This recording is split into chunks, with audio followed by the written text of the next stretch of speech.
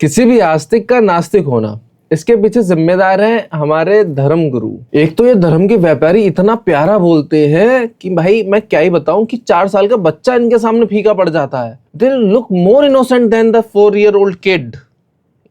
लेकिन आज हम बात करेंगे धर्म माता की। सनातन धर्म जंगल का राजा कौन होता है? सनातन धर्म को। नमस्कार मित्रों, कैसे हैं आप लोग? आई नो कि आप बढ़िया होंगे, बट उम्मीद है आप बढ़िया रहें भी। तो चलिए स्टार्ट करते हैं आज की अपनी मजेदार रोस्टिंग वीडियो, जो कि मैं काफी टाइम बाद बना रहा हूँ। तो वोट चोरी, इलेक्शन कमीशन और सुप्रीम कोर्ट के बीच में मुझे एक और नमूनी मिली जो इन सब के लिए जिम्मेदार है, जिसको हम कहते हैं द अंधभक्त। ये भगवत गीता पढ़ती हैं लेकिन बताती सिर्फ गीता के बारे में है। And I hope you got it what I mean. Let's talk about this.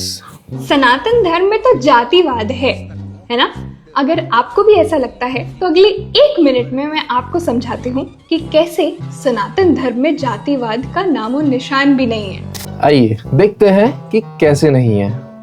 भगवान श्री कृष्ण तो स्वयं श्रीमद् भगवद गीता में कह रहे हैं कि मैंने अर्थात ईश्वर ने 4 वर्णों की रचना की है, ब्राह्मण, क्षत्रिय, वैश्य और शूद्र, और ये अपने गुण, कर्म और स्वभाव से जाने जाएंगे। अरे ये स्वभाव कहाँ है? देखो, जहां तक मुझे पता है कि जो श्लोक है वो है चातुर्वर्ण्यम मया सृष्टम गुण कर्मा विभागशा, ना कि गुण कर्मा स्वभावशा कुछ भी।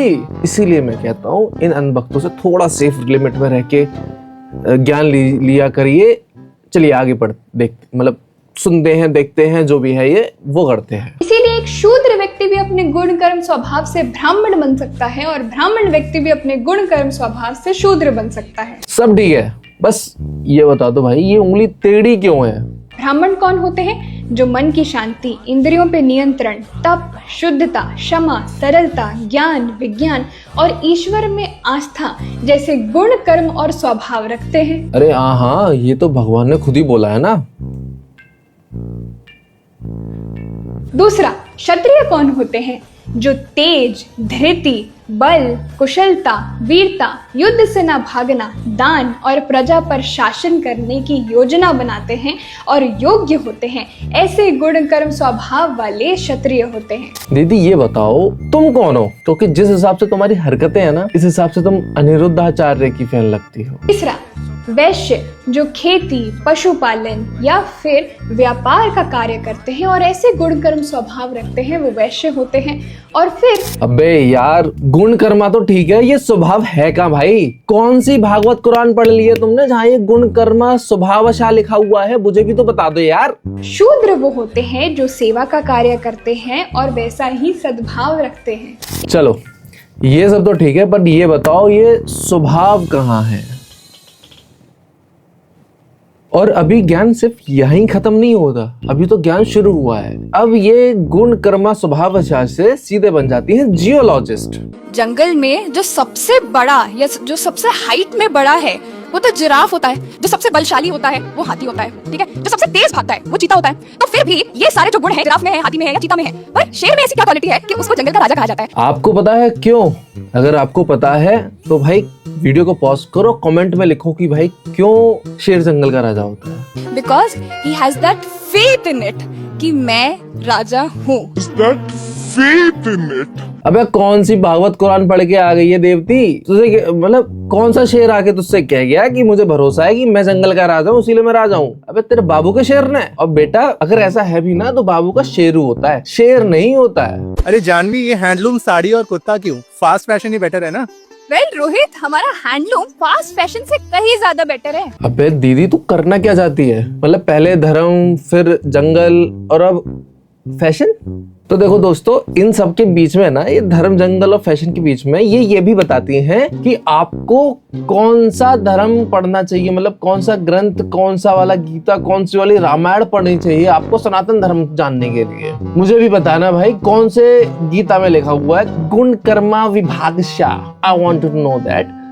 श्रीमद् भगवद गीता आप पढ़ सकते हैं डॉक्टर सत्याव्रत जी की या फिर स्वामी समर्पणानंद जी की। ये दोनों ही श्रीमद् भगवद गीता बहुत अच्छी हैं।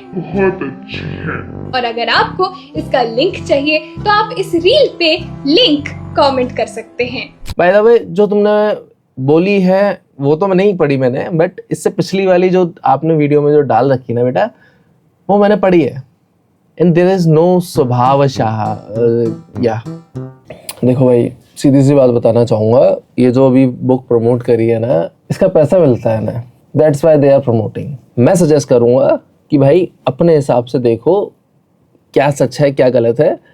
इन धर्म माताओं के पीछे ना पड़े, इनको तो पैसा मिल जाता है, लेकिन ये आपकी बुद्धि भ्रष्ट कर सकते हैं। इस लड़की के पास एक तो पैसा बहुत है, ये धर्म पढ़ाना, ज्ञान देना, शेरों से बात कर लेना, फैशन डिजाइनिंग कर लेना, सब कुछ करने के बाद, जियोलॉजिस्ट बनने के बाद भी ये खुद को कंटेंट क्रिएटर कह लेती है भाई। क्यों? क्योंकि भाई पैसा है, क्योंकि आजकल भाई कंटेंट क्रिएशन में पैसा बहुत लगता है।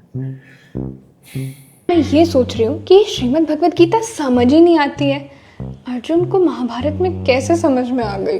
क्योंकि वहां पे धर्म के व्यापारी और इनके जैसे ट्रांसलेटर नहीं थे, बस इसीलिए। जो गुण कर्मा विभागशा को गुण कर्मा स्वभावशा के हिसाब से बताते हैं। इसके मुझे पैसे नहीं मिले, पर कोई बात नहीं।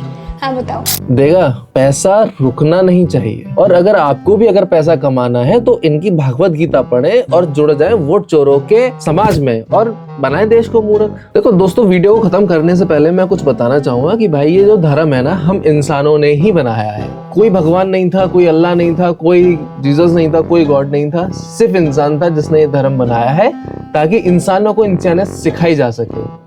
लेकिन आजकल लोगों की नीयत साफ नहीं हो पा रही है, इंसानियत क्या ही साफ होगी। तो भाई धर्म निभाना होता है, मानना नहीं होता है। लेकिन मानने में सब लगे हैं, आई नो ये सुनी हुई लाइन है, बट निभा कोई नहीं रहा है, जो कि बिल्कुल सच है। तो सच लाइन को दोबारा रिपीट करने में कोई दिक्कत वाली बात नहीं है भाई। So guys, stay healthy, stay well, see you in the next video soon. Sanatan Dharma को जंगल का राजा कौन होता है? सनातन धर्म को